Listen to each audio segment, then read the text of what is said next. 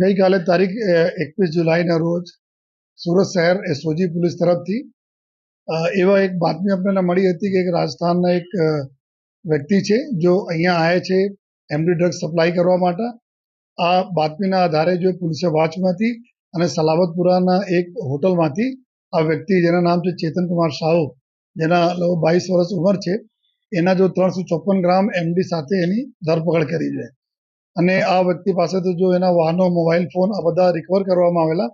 પછી ફર્ધર જો એના પૂરા જો લિંક હતા આ અહીંયા આવીને જો બીજા બે મેન અહીંયાના જો પેડલર છે આ પેડલરોને આપવાના હતા, જેમાં એક અનીસ કરીને નામ છે, અનીસ ખાન ઉર્ફે અન્નુ લકડવાલા, આ ભાટિયાના વિસ્તારમાં રહે છે. અને આ પણ જો આ પ્રકારના પ્રવૃત્તિમાં અગાઉ 6 મહિના પહેલે બી એનડીપીએસના પેડલિંગ કેસમાં પકડાયા હતા. આ બી એક ગુનેગાર વ્યક્તિ જેના પર 3-4 ગુનાઓ દાખલ થયા છે, મર્ડરના બી ગુનાઓ એના પર દાખલ થયા છે, એક આ સામેલ હતા. અને બીજા એક આરોપી છે જેના નામ છે વિકાસ આહિર.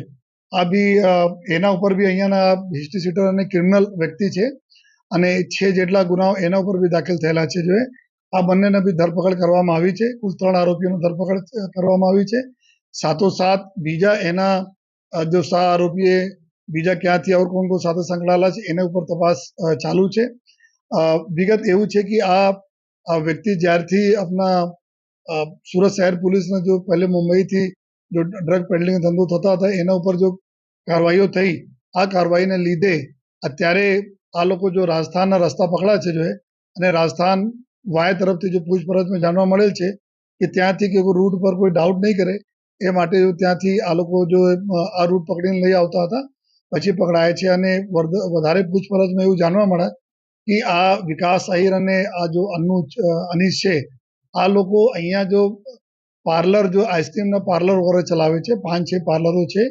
આ પાર્લર ઉપરથી આ લોકો આપણે ગ્રાહકોને સપ્લાય કરે છે એમડી ડ્રગ્સ.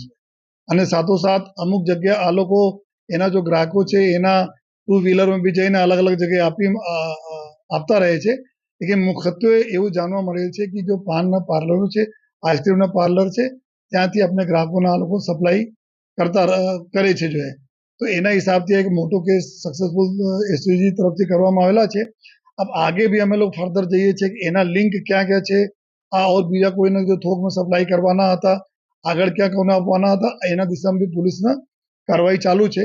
અને આપના જાણકારી માટે કે છેલ્લા ચાલુ વર્ષ 2024ના વર્ષમાં અત્યાર સુધી કુલ લગભગ જો 3 કરોડથી વધુ ના મુદ્દા માલ કુલ 37 કેસીસમાં પોલીસે પકડી, જેમાં કરીબ 85 જેટલા આરોપીઓના ધરપકડ કરવામાં આવી છે જો અને સાથોસાથ અમે લોકો આ પણ જોઈએ છીએ કે આ બધા જેટલા બી આરોપીઓ એનડીપીએસ પકડાય છે એના આ પૈસાથી કેટલા આ લોકો આપણે પ્રોપર્ટી વસાયેલ છે, કેટલા મિલકતો વસાયેલ છે, એના ઉપર જો પોલીસ એસઓજીના અને ક્રાઇમ બ્રાન્ચના કામગીરી ચાલુ છે, જેથી આવનાર સમયમાં કાયદા પ્રમાણે એની જો પ્રોપર્ટી બી અમે લોકો સીઝ કરી શકીએ.